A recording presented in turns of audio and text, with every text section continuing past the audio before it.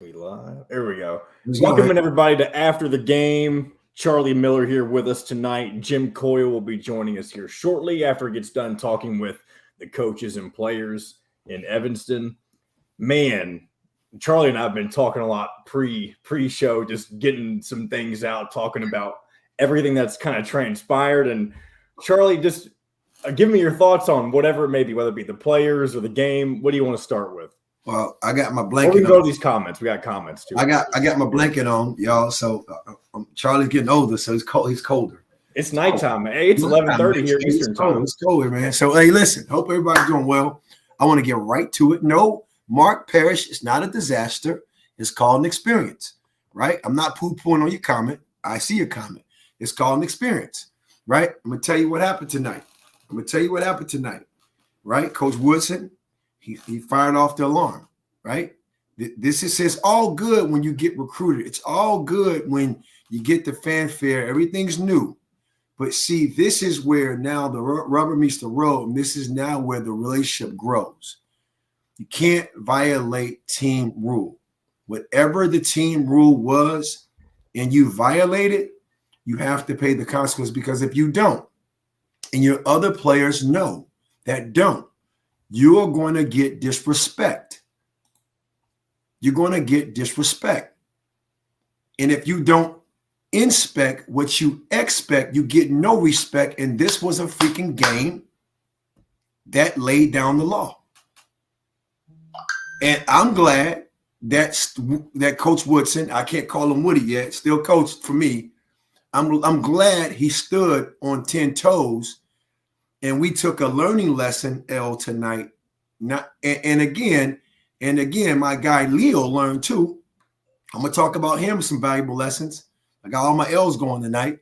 He learned some valuable lessons too, because he got to a place and space where he got fatigued, and we started doing some things that you always do. You don't just get 2 calls in a row like that happily to grab somebody's arm. You've been getting away with that for a long time, right? And you got exposed, which is okay.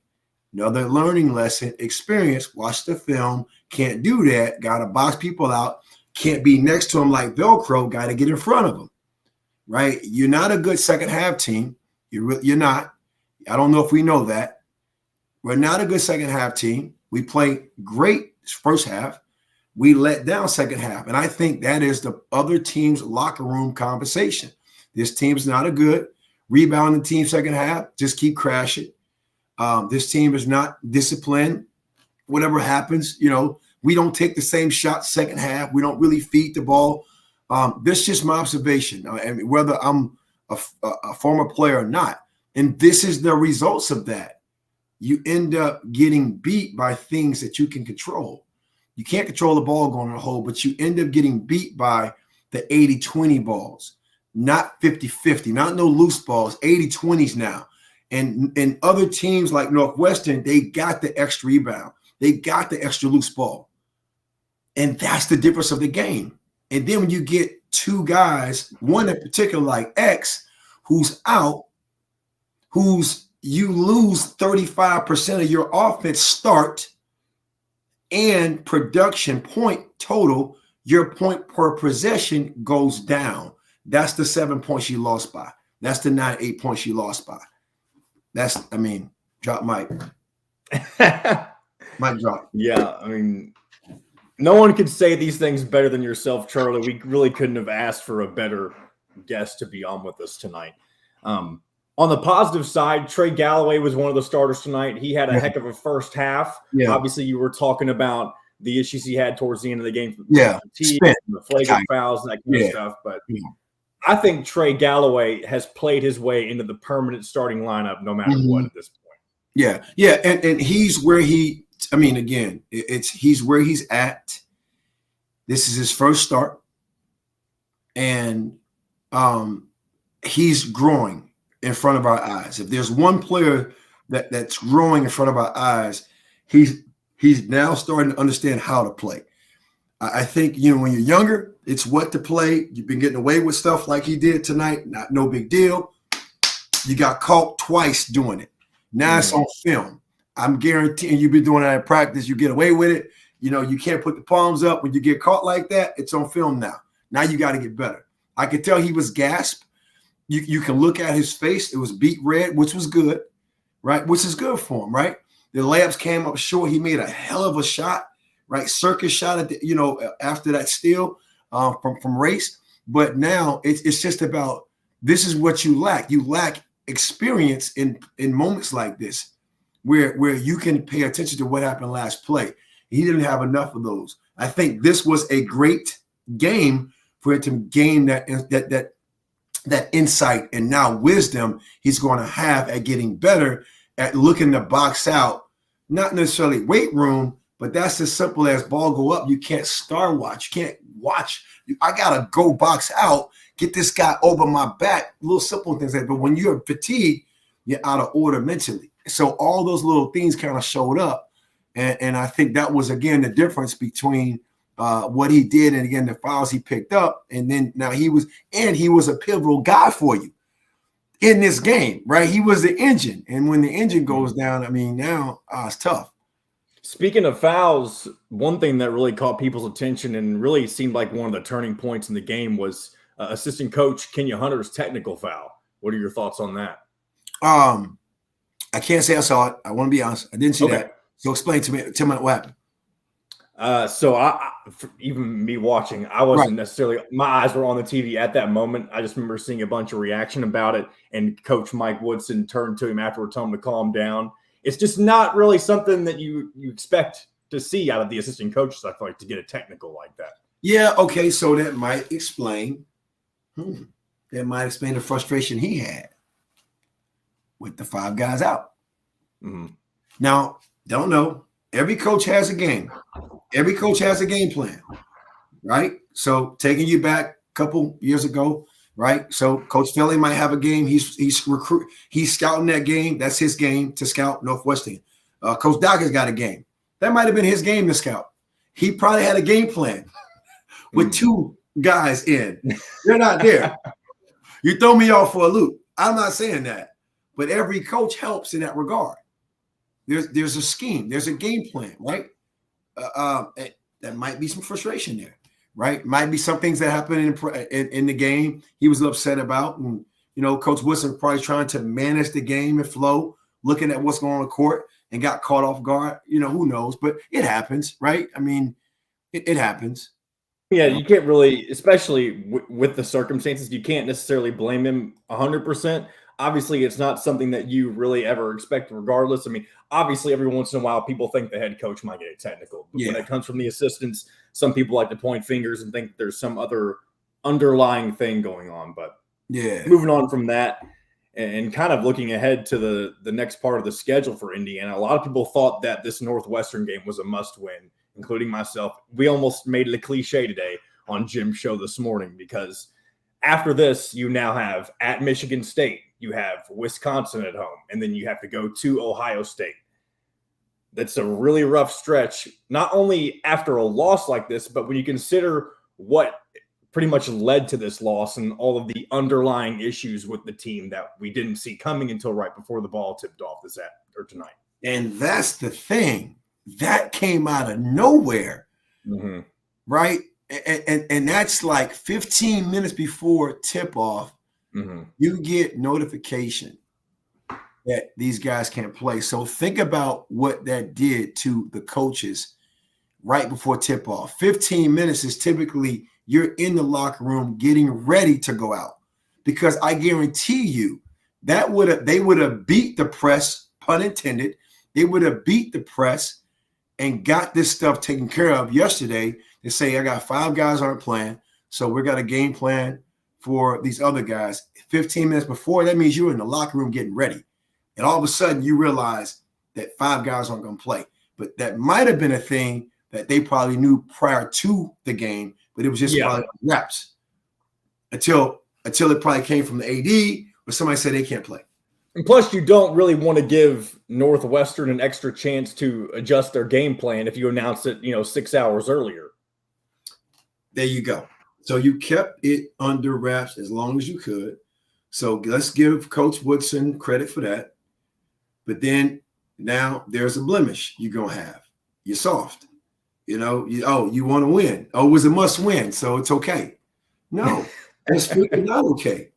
Right. And I mean, whether you blame this on players, I mean, I understand accountability. I'm not going to go to blame because hell, I still got guys who are Division I scholarship players. Well, hell, I still got players who play at Indiana at playing the Big Ten, a Power Five.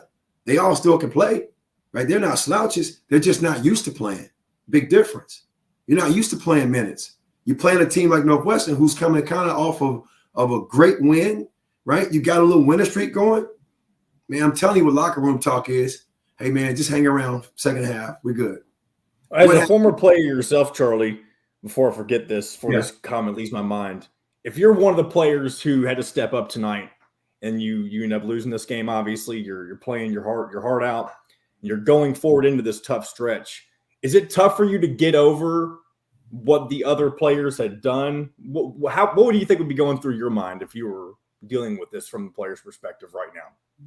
All right, let's keep it real. If I knew they were doing something, and they got caught, right? Nothing, because they just got caught. I mean, they just got caught. I always knew they were doing something. No one else knew, right? Now, if I'm, working my tail off and I'm not getting a minute, and I know they're doing something, and I might feel there's a little favoritism. And a game like this, I play my butt off, and we lose. Oh yeah, I'm upset. I don't want to put words or thoughts into Trey Galloway's mouth, but in my opinion, if there would be anybody who would have that sort of a mindset that you just described, it would be somebody like Galloway. Yes. I can see that, right? But you asked me a question, right? And and we're just speculating, having fun, killing time, right? But at the same time, there's a tale of two sides like that, right? But again, you just can't violate team policy rules. And I can see how you can say this is on those five guys, because a game like this and single digit loss, you're going to make that up in probably, 4 or 5 possessions. And then you get away with a win, 7, 8, 9, 10 points. We survived versus, okay. Or it's it's an obvious, okay, we won by 15 because we pulled out, right? But you got your playmaker, your engine, man. I mean, X is out. That's our guy. That's our guy who gets us going, who makes plays for others and himself. And he wasn't there. And you could tell. Not only that, you have Rob Fennessy still out with injury. Yeah. Christian Lander, your third point guard, also dealing with a suspension. So that leaves, you just got to shove Trey Galloway over into it. And he did exactly what he needed to do. Fortunately for himself. He did all he could do. And you put Leo in. I mean, they did what they could do. You don't have enough experience. It's like practice is not the same as those games, especially being on the road, right? And let's talk about Miller Kopp a little bit. You probably put a lot of pressure on himself, right? You going back to where you left, right? Might be some comments. He said earlier this week that it was going to be weird. That's always kind of, I don't want to say it's a bad sign, but you don't feel like there's 2 different ways that you can have an attitude when you're a player going to play against your former school. You can have the nervous attitude like Miller Kopp kind of did, or you can be really fired up about it and you go out and, go 6 for 6 from the 3-point line. And I think it was evident that the way Miller Kopp was talking and the way that he played, it kind of played out in that fashion. Yeah. So to kind of have some fun with this, it's like going back to your ex-girlfriend and thinking that, okay, she's going to accept you after you break team policies. You get what I'm saying? Yeah. And it's like, okay, it's a little weird what happened, but and it's like, nah, we're not going for that. And you could tell he was pressing. You could tell the shots he was taking, the shots weren't falling. It was short. You could tell. So I could probably tell they're probably talking a little crap to him, getting his ears a little bit, right? Making him doubt his decision. It's all a part of the game. I'm sure students, it's not like Northwestern has the most raucous fan base, but you never know what they're hurling over from the sidelines. Man, please, who's your daddy is what we used to hear all the time. Who's your daddy, Bobby? And I remember one time he would say, I am. John, I'm not lying. He Oh, said, man. I am. And we were up by 15, right? But he's like, I am. And it's like, yeah, they got what they wanted. They stopped. Let's take a look at some of these comments. I've Yes, sir. kind of neglected a little bit. We got a long one here. I just cannot believe that these players do not know and understand this incredible gift opportunity they have been given and the trust this program has placed in them and the expectations on them, then to violate team rules and to let down their teammates, the coaches, the program, their families, Hoosier Nation in general. Good grief. I know we've already touched on that a lot, but that's just his thoughts. Right. And I'm not going to take it away from that. You're right. Right. But that's this is where we sometimes as athletes, what was his name? Dennis, respect to what you're saying. I appreciate that. This is where we, and I'm going to say we as athletes, sometimes we think we're above the law, man. And I'm just being real with you. That's what happens. We're exceptional to the rule, and it'll happen to me. And that's exactly how I feel right now. That's why I'm just trying to take in this approach I'm talking about right now, because I remember being 18, 19, 20, right? And whatever they did, remember doing things like that where you just didn't get caught, right? But you also are taking full advantage and taking for granted the gift that you're given, 21, 20, whatever that amount scholarship is, that's renewed annually for a total of about 84 grand for 4 years, man. It is a gift. Now, my perspective is a little different now at 45, but I understand that. And that's what I'm trying to get people to get every single day. You have a gift, an opportunity. Don't blow it. It looks like our buddy Jim Coyle's finally connected with us. We'll go ahead and bring him in. Jim, it wasn't for a lack of trying. It wasn't for a lack of trying. I can promise you that. They must have a steel dome over this place, man. I've been using all kinds of stuff trying to get out. Just like the basket, unfortunately, for a lot of Indiana's players tonight, they're on the floor, but you can't really. I guess you can. It's hard to complain about those guys. A lot of them didn't expect to play, Charlie, but Trace Jackson was one of those guys, and man, they end up Trace Jackson Davis, Miller Kopp, Anthony Leal, and George Geronimo combined to go 7 for 30 tonight.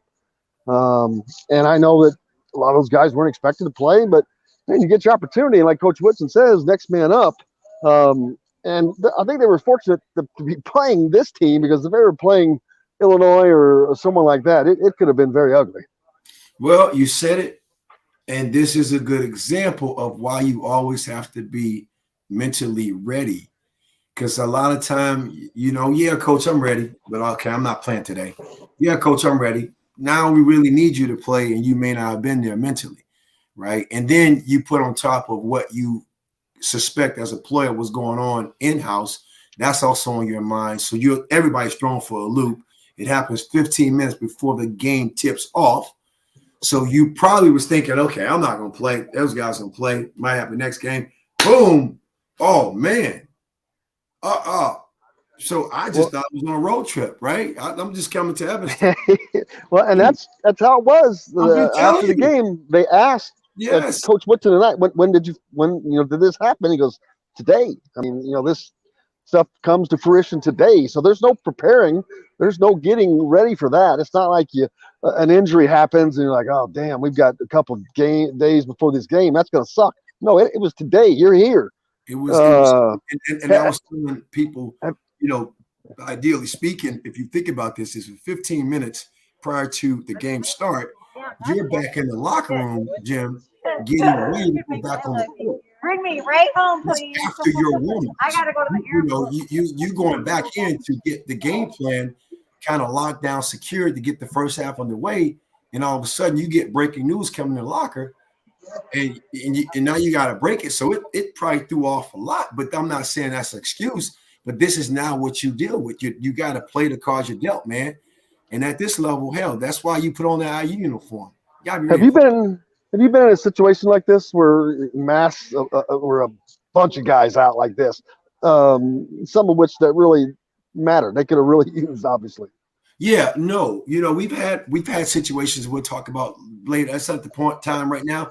We had to come together as a team after something's happened. We had to come together as a team and hold ourselves accountable, but never like during the game, where you like, oh man, what happened?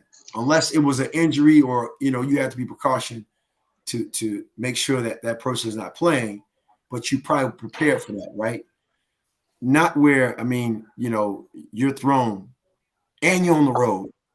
I was surprised to see some people commenting and say, "Well, if you all don't make the tournament," or this, I'm like, "What do they expect was gonna?" I mean, you don't not suspend people, man. You break curfew or whatever happens, whatever it was that happened. Like Woodson said in the locker room, we have rules. You break rules, you're going to be punished. Yeah. And I mean, I don't know what people expect. Yeah, they need to win their game, but you can't sell your integrity. That's not what Mike Woodson's about. It's not what Indiana's about. You can't sell out, and that's what that would have been. And I mean, I'm surprised to see it, but it was also a great opportunity, not only for Indiana, for this team, certain individuals, and Trey Galloway especially, but it was an opportunity for all those guys. They got minutes, valuable minutes. I know it's not what the fans want to see, but man, those minutes are going to come in very, very handy. Jordan Geronimo is going to have to learn how to play and not foul out of the games. Right. Trey Galloway, man, wow. I know you guys probably talked about it a lot, but how much did he grow up tonight? Not that he needed to, but I sent out a tweet that this is the second time this season that Patrick Stewart's been suspended. There's no way I see going forward that Trey Galloway is not in the starting five on this team now. I know that before that didn't want to make changes, and I get it. That ship has sailed now. This team has changed. Start after tonight. The inner workings of this team changes. Mike Woodson said, I want guys that are going to be here and do the right thing. And if not, they can go. Yeah. But Trey Galloway, he has to start now. I don't know how he does it. Yeah, I talked about Trey's kind of, it wasn't really good. What I talked about more so like the grabbing that's twice. And you do that. That's not random. That's what you do. I made the comment. I was like, man, does Indiana have a little Grayson Allen on their hands out here? That's what you do. I mean, you don't just, that's the Harris Mazinovich. I love you, Harris, but sorry. You come off the screen from Harris locking your arms, and you can't get out. And then you get cursed out by Coach Knight because somebody came off the screen, and you look at Harris like, I didn't do anything. And then you get in the game. Harris get called for a foul or two, and you learn, right? Sorry, Harris. But anyway, that's something that you do. That's a tactic. That's the tactic of yours. You didn't get away with it.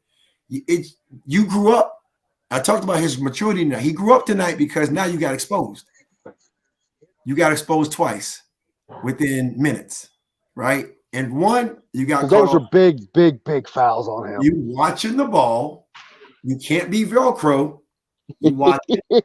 Bang. Boom. Yeah. And then what do? You got to be kidding me. No, you're kidding me, dude. You got caught.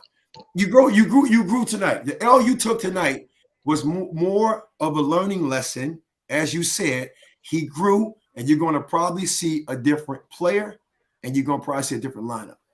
And I know that people are. Go ahead, buddy. Finish. I'm sorry. No. I know people are losing this game. Thinks it hurts, and it does. It hurts Indiana's NCAA resume, and it does. But if they can come back and use this, to do things unordinary, beat Wisconsin and Michigan State. Nobody was expecting them to do that. It's not that they can't.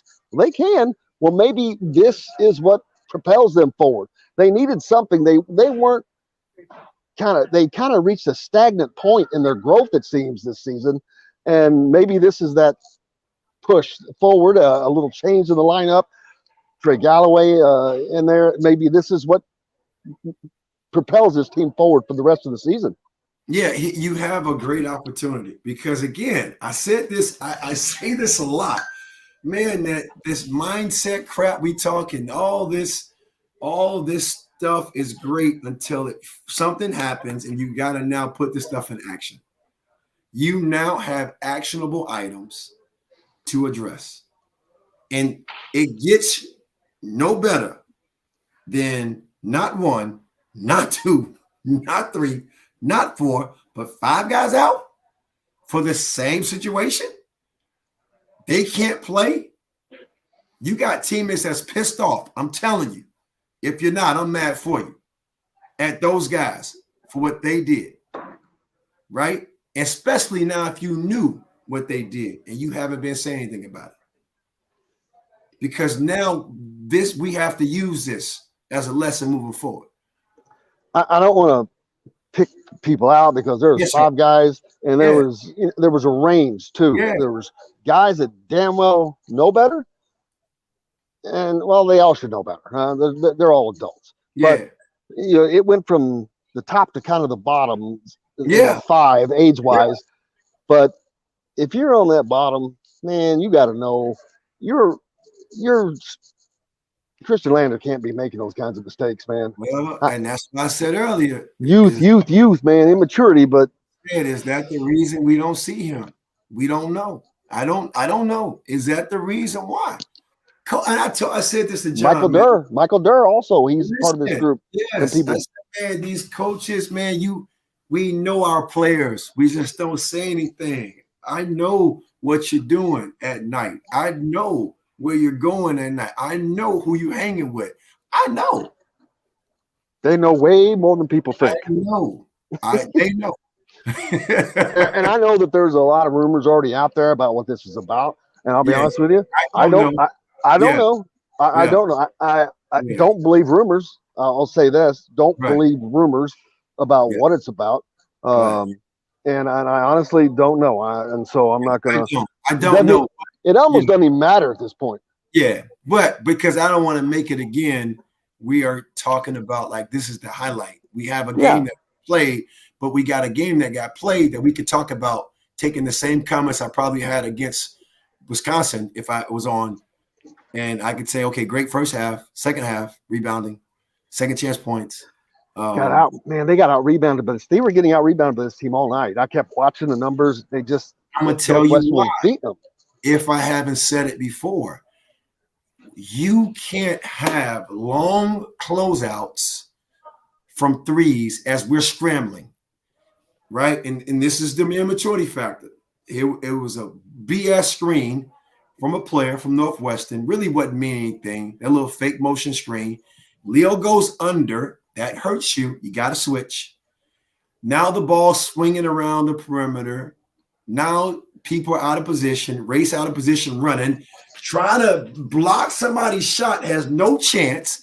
You got one of your best leapers out of the picture in the paint, leaving Trace by himself with 4 or 3 other guys that are not as athletic, that can't just ball watch. And everybody on Northwestern, like every other team, all 5 guys are below the free throw line freaking rebounding. That means they don't even care about your fast breaks. They don't care about you're not fast breaking. We're crashing the board. Ladies and gentlemen, and this is why I have experts like Charlie Miller on that see this stuff like most of us breathe. And they see it that quick. But these years of experience through playing, through coaching, these kids, whether some of them are freshmen or whatever, they've got to pick it up quickly. But man, this team has to pick it up now, Charlie. They have put themselves in a little bit of a hole with this loss. And to me, man, it's not the traditional repetition. Let's go work on boxing out. Heck no. You just need to know this. When you are not a good second half team, teams are saying, we're good. Keep within 5 points. Crash the board. We're going to be fine. We're not worrying about the fast break game. We can make adjustments. All 5 guys get below the free throw line when the ball goes up. We're going to keep it alive. We can always get back to recover. We're not worrying about them running because their point guard, who normally, again, is the engine, he's not playing. They're going to walk the ball up and play a half-court game, something they probably don't want to do. I'm not saying that's the game plan, but that's the game plan I'm going with. And this game, again, hell, they making shots off the dang on backboard, 3-point shot, I mean, but that's what happens when you take a 10% shot and another tip turns to a 30% shot, then a 70%, then it's a freaking point blank and one, or it's a scrambled 3. and now you're gasped because you've been working your butt off all possession. You don't have much to give, right? And you expose, Trace, not in a bad way. It's just, again, when you're used to a playmaker getting you in position, they got to pay attention to X because he scores so many points. Now he knows how to pass, right? When someone comes in his space. See, face got space, make pass. There was no face in space today. They stayed home. Beat us. Boo Booey, man, he beat Indiana off the dribble a lot. Was able to get to the rim a few times. They couldn't make the switches to get to him. Yeah. That dude's quick, man. Yeah. Yes. And I saw, man, and he was turning a corner like a veteran. He didn't stop. Well, man, you talk about veterans. You are the veteran. I cannot thank you enough. I love having you on here. I love having you on the show, but I love having you on here, especially. And this is why. I mean, I'm not the expert. Charlie, these guys, they know what they're talking about, man, and I love it. I love hearing it. I'm here for it, brother. I'm here for it. I appreciate it. No, I'm just, I got my blanket on, my old man blanket on, Jim. I got my old man blanket. You know what I'm saying? I got my old man blanket on, and I'm just sitting here like, we just around the water cooler. I'm hoping some home, man. I'm hoping they was around the water cooler. Some jokes on that, but yeah, I love it. You're the best, brother. I cannot wait to see you on Monday. Yeah, man. I appreciate it, guys. I hope you have a great weekend, and thank you so much as always. Thanks, John, the producer, and most importantly, thanks to you guys. Without you, we don't have a reason to be here. But thank you all so much, and make sure if you didn't get to listen to the whole thing, go back and listen to everything that Charlie Miller said. Those he's talking about. You guys have a great one. Until tomorrow morning, I'll be back at it. I'll see you on the radio.